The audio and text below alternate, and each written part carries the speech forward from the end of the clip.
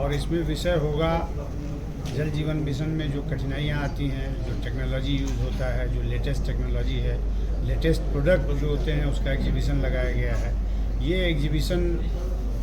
से जो है ये प्रोडक्ट्स लेके जाते हैं और फील्ड में उसका इस्तेमाल करते हैं। इससे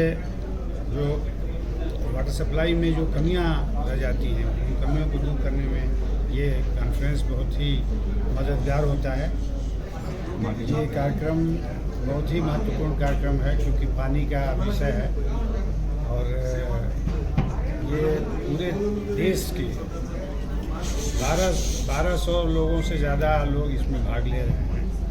वो बहुत जायज़ है और सही बात कहा जाए तो आपने एक जनता का जो है जो मन में विचार आता है वो आपने उठाया है, तो आपने तो अपना दायित्व बहुत सही ढंग से पूरा किया है। मैं थोड़ा एक्सप्लेन करने की कोशिश करूँगा।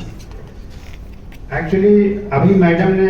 1968 की बात की थी कि 1968 में आईवा बना था, तो 1968 में जनसंख्या कितनी थी ये भी देखिएगा,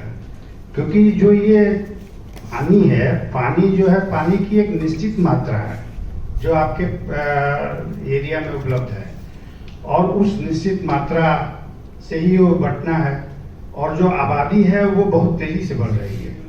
और इस आबादी में एक सबसे बड़ा प्रश्न ये आता है कि जो अर्बनाइजेशन हो रहा है,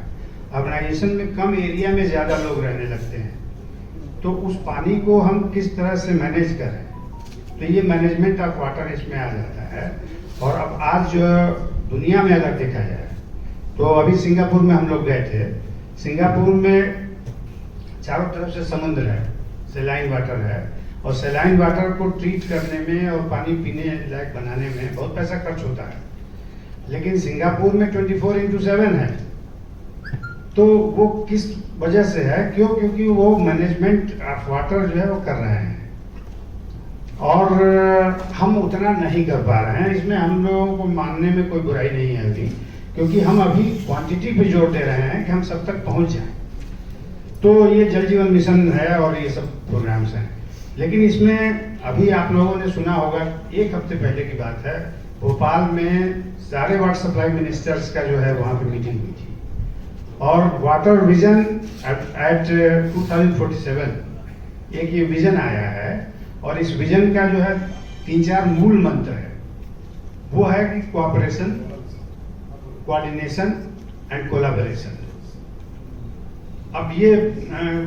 वाटर यूजेज है, जैसे कि अभी आपने बताया था कि एग्रीकल्चर, डेवलप्ड कंट्रीज में 55% 50% जो है वो एग्रीकल्चर में पानी इस्तेमाल होता है। पानी फाइनाइट है,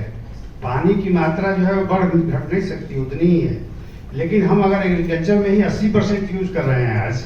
इंडिया 80% यूज कर रहा है और जो डेवलप्ड कंट्रीज हैं वो 50% यूज कर रहे हैं। तो हम जो वाटर सप्लाई वाला जो सेक्टर है, जो वाटर का सेक्टर है, जो डोमेस्टिक वाटर का सेक्टर है, उधर अगर थोड़ा सा भी पानी हम एग्रीकल्चर से डाइवर्ट कर सकें, या इंडस्ट्रीज हैं, इंडस्ट्रीज में जो है, इंडस्ट्रीज जो हैं वो वेल ऑफ हैं, उनके पास पैसे भी हैं, अगर वो जो वेस्ट वाटर है उसको रिसाइकिल करके ट्रीट करके उसको रीयूज कर सके